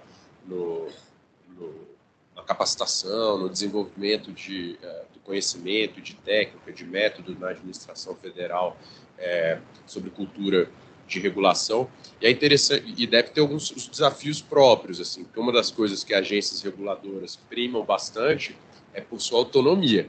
Então quando a gente vê boas práticas, eu quero boas práticas, mas eu quero criar as minhas práticas também, porque eu também eu tenho uma relação com o ministério a quem sou vinculado, mas não dependo dele de modo direto, né? Então essa geopolítica de como lidar com o quanto eu quero de orientação e de práticas e o quanto eu quero ousar, para mim é sempre uma sensibilidade fina das autarquias especiais, notadamente, né? Estou me referindo especificamente às autarquias especiais. Isso é algo que, ao mesmo tempo, a gente vê, mas eu quero segurança jurídica, né? Lá dentro de cada agência reguladora tem uma AGU, tem uma Procuradoria Federal com quem os reguladores e os regulados contam também em todo o tempo.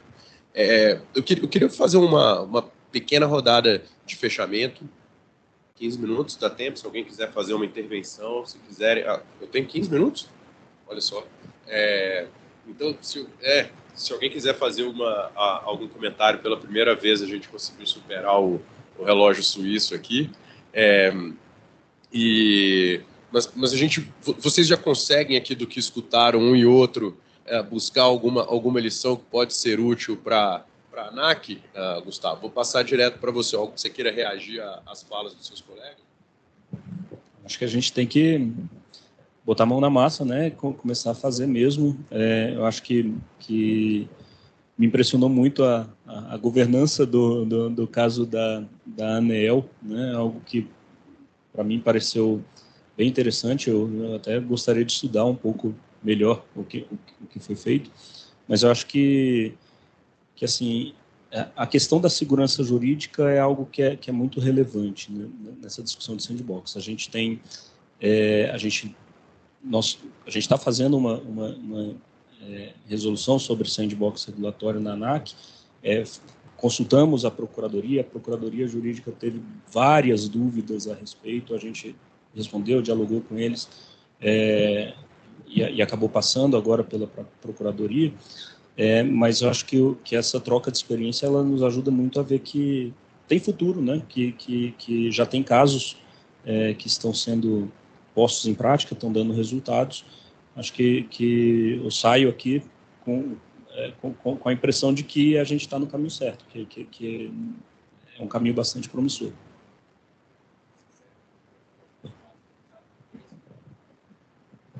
Tá bom, vamos lá.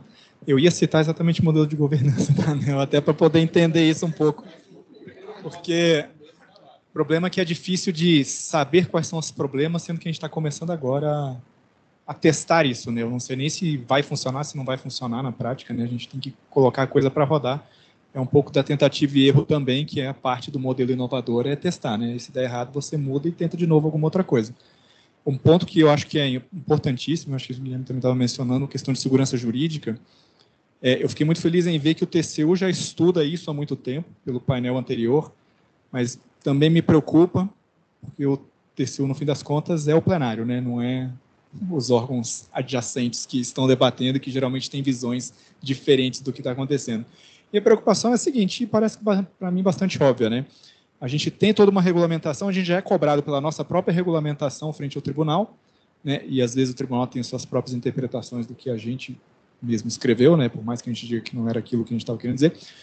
E você criar um ambiente desses é uma inovação muito grande no sentido de eu estou explicitamente dizendo que não vai ser cumprida aquela norma, ou aquele dispositivo que quer que seja, né? Eu espero que isso seja bem entendido pelos órgãos de controle da administração pública, porque senão você simplesmente acabou com todo o processo na hora que ele dizer, não, tudo bem, mas você não pode fazer isso, tem que criar dentro de um processo regulamentar e tá bom. Então, se for assim, a gente não vai fazer mais nada, né? Principalmente se... pois é, porque é muito fácil, quando está tudo funcionando, você apoiar, né? Mas na hora que der um grande problema para um sandbox que você autorizou, você vai ser questionado, e se der um problema muito sério, você pode até ser responsabilizado por isso. E aí não adianta ter o contorno do sandbox, porque tem um problema muito grande, a culpa é sua. Então, me preocupa muito esse ambiente, e como é muito novo, não dá para saber, né? Então, a gente meio que vai testar, e é da natureza das agências reguladoras testar mesmo as fronteiras, né? Eu acho que é nosso papel, por ter essas questões de autonomia e tudo, né? A gente tem que testar os limites das coisas, porque o mercado pede isso, né? Sempre, ele está sempre querendo ir lá na frente, a gente que é o freio do mercado, no fim das contas, mas a gente tem que ser ousado também. E aí a gente vai descobrir se vai funcionar ou não, provavelmente nos próximos anos, né? Todo mundo conseguir ter mais experiências com isso também. E obrigado novamente aqui pelo espaço.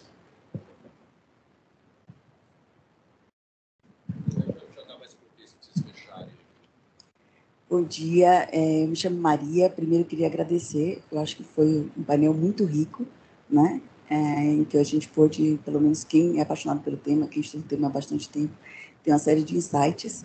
A minha pergunta é mais voltada para as experiências que são experiências, digamos, isoladas, né? Mesmo que as agências mantenham contato, mas mais uma provocação no sentido de que medida um sistema de prototipagem, né? Envolvendo aí pelo menos alguns requisitos mínimos de dilemas que todos vocês enfrentam em relação a desafios jurídicos. Será que pode, não pode? A gente percebe que existe um ponto em comum de algumas dúvidas entre todos vocês.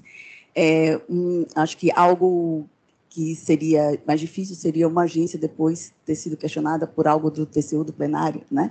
Mas se todas as agências juntas chegaram a alguma conclusão a partir desse processo, seria algo mais difícil de poder contestar e daria um pouco mais de segurança, talvez para todos vocês, na medida em que vocês estão inovando nesses espaços. Então, a provocação seria mais nesse sentido, se esse sistema de prototipagem, de repente, envolvendo aí todas as agências ou as agências interessadas em desenvolver respostas, né, para essas dúvidas que são compartilhadas, se não poderia ser um resultado, né, dessas discussões que a gente está tendo aqui, encaminhamento, talvez por uma posterior discussão.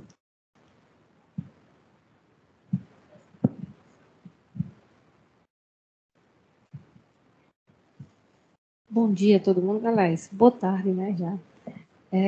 Eu gostei muito desse painel porque toca em dois temas que passa de uma vivência de quem lida com o municipalismo, né? Eu sou secretária municipal de Ciência e Tecnologia em Campina Grande, na Paraíba, e a parte tanto de energia como a parte de telecomunicações, esse é um problema real nosso. Então, a gente conseguimos aí, ano passado, ter o 5G na cidade, mas num local muito restrito ainda. E eu tenho inúmeras regiões na própria sede do município e que nem o 3G pega tão bem. E tem algumas regiões que é muito interessante. É você atravessar a rua assim, pronto. E aí você ali não tem sinal de nada. Não tem mais 3G, não tem 4G. Não consigo fazer uma ligação normal a uma distância aí de 10, nem muito distante, assim, 10 quilômetros. E quando você entra, a extensão do município ainda tem uma zona rural muito grande.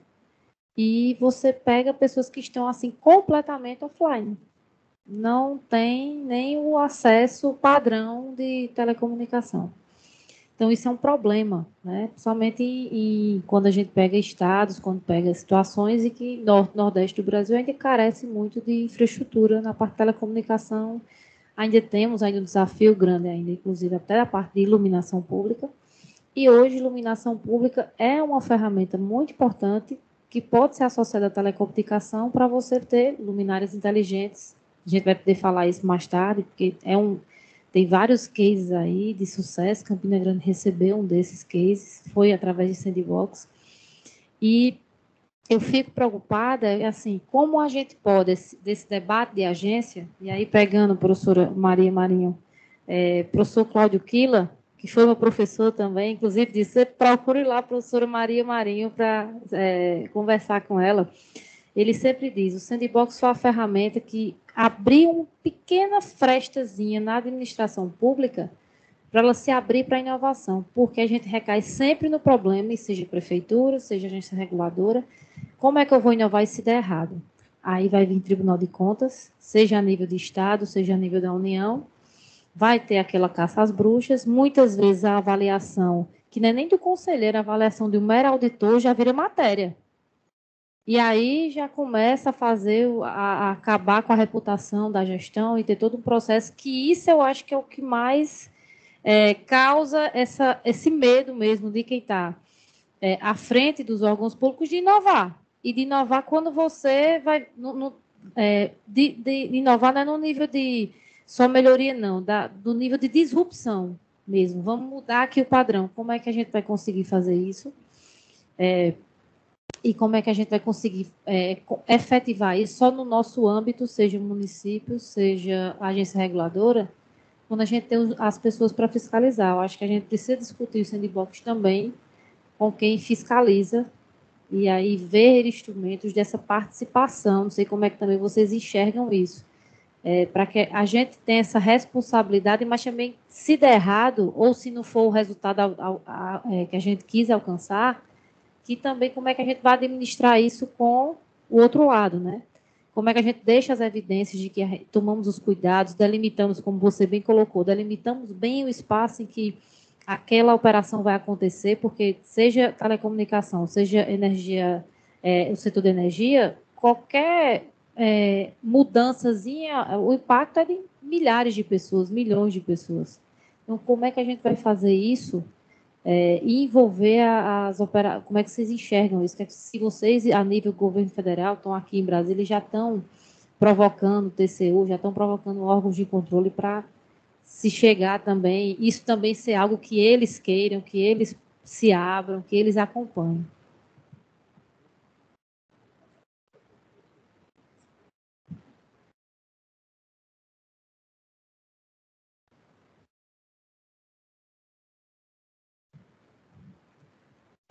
Bom dia, meu nome é Karina, sou da Prefeitura do Rio. A gente tem uma experiência de sandbox lá que tem já alguns resultados. E aí a minha pergunta para vocês é talvez uma pergunta simples. Marco legal das startups, o quanto ajudou e o quanto atrapalhou, de fato, a gente desenvolvermos melhor um conceito sobre sandbox regulatório que pudesse oportunizar maior segurança jurídica para todos os partícipes.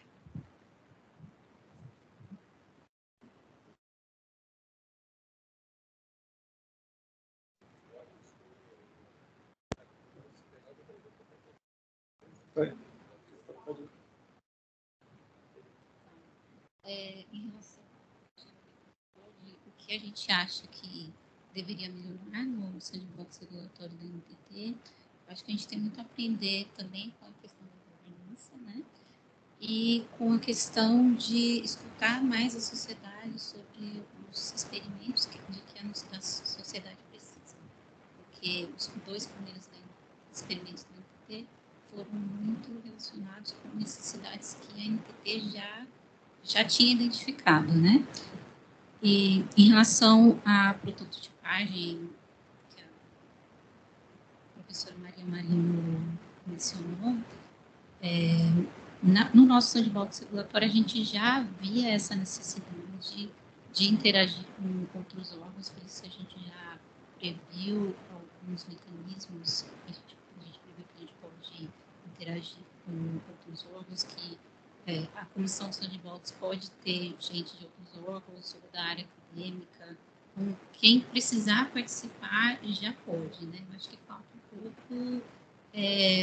Os órgãos têm tempo mesmo de fazer essa interação. A gente já interage, quando a gente tem alguma dificuldade em algum regulamento, a gente vê como que os outros estão agindo, a gente pergunta, sexta-feira de ajuda com o Gustavo em relação ao projeto da agenda regulatória para ajudar no MAIR. Então, a gente já interage muito, mas a gente já tem muitas atribuições e os nossos próprios projetos. Então, às vezes, falta um pouco mesmo de tempo da gente interagir e se planejar para fazer algo em conjunto. Mas, no caso da NTT, a gente já está preparado no regulamento para isso, né? Em relação a evitar a punição, dos órgãos controladores, eu acho que a gente tem que interagir mais com eles mesmo, né? A CGU sempre, nos últimos anos, tem organizado eventos com as agências reguladoras, eles estão sempre acompanhando o nosso sandbox regulatório, mas em relação ao TCU, a gente ainda não tem essa interação, né? Então, a gente precisa interagir mais com os órgãos. E eles precisam também ter uma noção de que um experimento é como na vida acadêmica, né? Você faz uma pesquisa e pode dar o resultado que você está esperando ou não. E nos dois casos, o experimento é um sucesso, porque você aprende algo, né? E você fazer o experimento ajuda você a diminuir o seu erro, porque a alternativa é você fazer um projeto da agenda regulatória sem as evidências necessárias, tentar fazer uma IR, mas você não ter as evidências necessárias, e tomar uma decisão que vai afetar todo o mercado regulado, em vez de afetar apenas quem está participando do experimento, né? E em relação ao marco das startups, eu acho que foi bom ter tido essa previsão, né, no marco das startups, mas não definiu muita coisa, né? Que é bom porque a gente tem mais liberdade para definir o nosso modelo, mas também a gente não tem muita orientação sobre como criar o sandbox regulatório, porque como é uma ferramenta que é nova no país, então cada um tem que fazer a sua análise de como estabelecer o seu próprio modelo.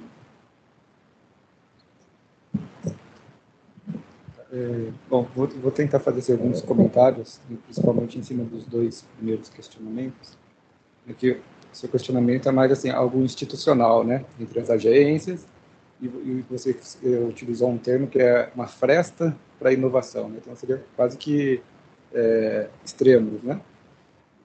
A gente tem uma visão que, assim, os desafios do sandbox tem que camadas a serem vencidas, né? Então, você começa ali a estruturação, começa os primeiros projetos, tem muito erro, muita falha, até porque, como disse a nossa colega da NPD, né, um sandbox dentro de um sandbox, a própria instituição está aprendendo a fazer o sandbox. Então, nós temos, assim, os desafios são, primeiramente, convencer os agentes econômicos do setor a participar, né? Então, por exemplo, na nossa primeira chamada, dos 6 projetos que foram aprovados, praticamente todos no Sudeste, em especial em São Paulo. Então, a gente não teve ali ainda uma disseminação geográfica pelo país, né? Então, a ANEEL ela pretende fazer várias chamadas, uma chamada por ano. Agora, em março, as empresas podem submeter os projetos para a segunda chamada. Algumas empresas de outras regiões já se manifestaram que pretendem enviar, né? Então, com isso, a gente vai tendo elementos, né, outros elementos para formar uma convicção lá na frente. Como eu disse, né, pelo menos no caso da ANEEL, a gente tem como objetivo final de todo esse processo fazer a modernização das tarifas. em especial do baixa tensão. Então, depois de todos esses anos de sandbox, né, em várias regiões do país, com vários elementos, aí tem um problema crítico, né? De como eu transformo o sandbox em uma regra para um setor de infraestrutura que é praticamente um transatlântico em movimento. É difícil. Então, aí requer muita interação com o CGU, com o TCU, mostrar as evidências. Então, assim, são camadas de desafios que a gente vai ter que vencer ao longo nem de meses, de anos, né? Provavelmente os frutos desse sandbox a gente vai colher lá em 2030, 2033, né? Depois de várias chamadas, vários resultados. Então, eram esses assim, meus comentários gerais. Bom, vou tentar falar aqui um pouco também do trabalho do PROREG, né? Entre as competências do PROREG está justamente a emissão de diretrizes e recomendações sobre a política regulatória, o uso de boas práticas e o uso das ferramentas, né? Eu imagino que nesse momento a gente criar normas para sandbox regulatório seria um contrassenso quando a gente está falando da necessidade de flexibilidade, agilidade, não iria no mesmo rumo e a gente daria margem até para atuação maior dos órgãos de controle, né? Então, é uma discussão que a gente ainda vai começar. O PROREG foi reinstaurado em outubro, a gente teve a primeira reunião do Comitê Gestor, e aí a gente vai trabalhando em grupos de trabalho. A ideia é que a gente comece a discutir quais seriam as necessidades de harmonização de entendimentos, né? E não é à toa que dentro do PROREG a gente tem a AGU, que é justamente para poder harmonizar a orientação jurídica que será dada para as agências e para os outros órgãos na atuação com sandbox regulatório. A gente tem também a CGU, que também vai ajudar nessa questão do controle. E, à margem do PROREG, entre os objetivos que foram identificados na construção dessa estratégia, tem um eixo de sensibilização, comunicação e engajamento, que é justamente onde a gente pretende se comunicar com o legislativo, com o judiciário. E desde janeiro do ano passado, a gente tem um contato muito próximo com o TCU, que é justamente para apresentar as nossas ações, como que a gente está trabalhando para o cumprimento das obrigações legais que já existem. E esse contato próximo é o que vai permitir também a gente tentar trazê-los para o nosso lado, né? Assim, a gente tenta. Mas a ideia é justamente que o PROREG consiga harmonizar entendimentos básicos, né? E aí talvez algumas orientações por meio de guias, né, e diretrizes, mas é uma discussão que a gente vai ter que ter em conjunto com todos os reguladores ainda. Deixa eu só trazer 2 pontos, então, respondendo de trás para frente. O marco das startups, com certeza, foi fundamental para criar, pelo menos no arcabouço legal do Brasil, a existência disso, então eu acho que é fundamental, e o lugar que foi colocado foi excelente também, né, que é exatamente o marco da inovação. Então, já carrega, né, esse conceito em cima disso. Poderia se ter colocado ali já um detalhamento um pouquinho maior no sentido de que tipo de regras são isentáveis, né, em termos de hierarquia, para a gente já tirar uma das dúvidas do qual que é o escopo que um regulador ou que o agente que é o responsável por fazer, o que ele pode isentar dentro dessa modelagem. Mas, em termos gerais, ele é muito bom exatamente por ser abrangente, né? Ele só dá uma orientação geral, cria instituição, então isso já nos ajuda, né, a poder achar os melhores caminhos de regulamentar. E na parte de controle, eu vejo uma diferença nos órgãos de controle, né? A CGU é um órgão muito mais parceiro, se pudesse dizer assim, talvez por ser o controle interno, né, da administração pública, ele está mais próximo, às vezes, dos debates, e então é um pouco mais fácil de lidar. Como o TCU é o controle externo, ele tem uma tendência muito mais de olhar depois que a coisa aconteceu, né? E esse que é o problema, né? Você não sabe que entendimento ele vai dar para o que já aconteceu, né? Você fez um monte de construções ao longo do tempo para poder chegar naquele ponto. Não funcionou, foi um desastre, mas não era essa a intenção, obviamente, né? Mas foi o que aconteceu, e aí você não sabe bem como que ele vai entender aquilo. Eu acho que essa provavelmente é a parte da grande dificuldade que a gente tem, e ele não é um órgão consultivo, né? No sentido de você perguntar para ele, posso fazer isso aqui? Ele vai falar, faz. Aí eu analiso o resultado.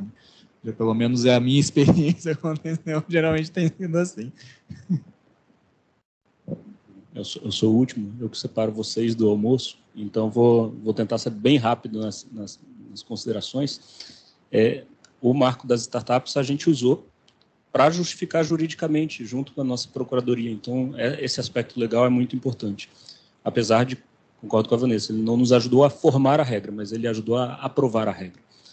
E sobre a questão da prototipagem, e algo mais institucional, interinstitucional, né, talvez, eu acho que não é tão produtivo a gente promover uma discussão de conceitos, harmonização de conceitos que ainda estão em abstrato.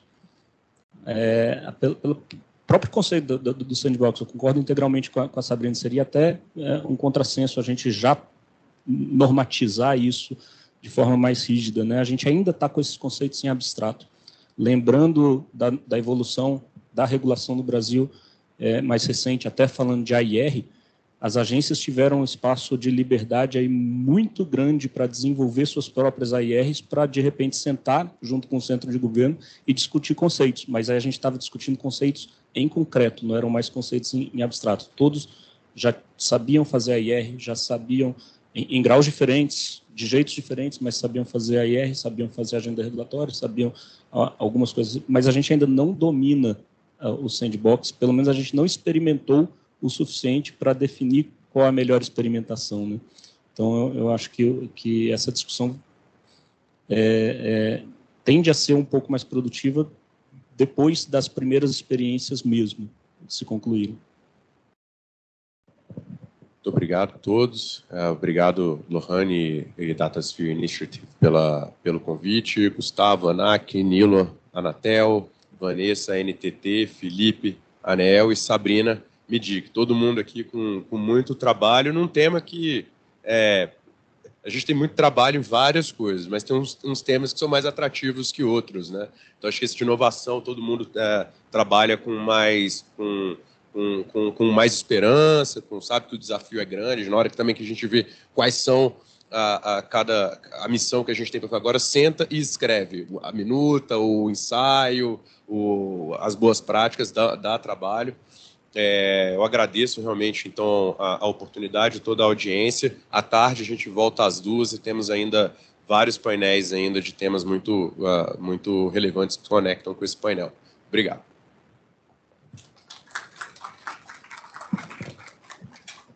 Gente, alguém perdeu o cartão de visitante?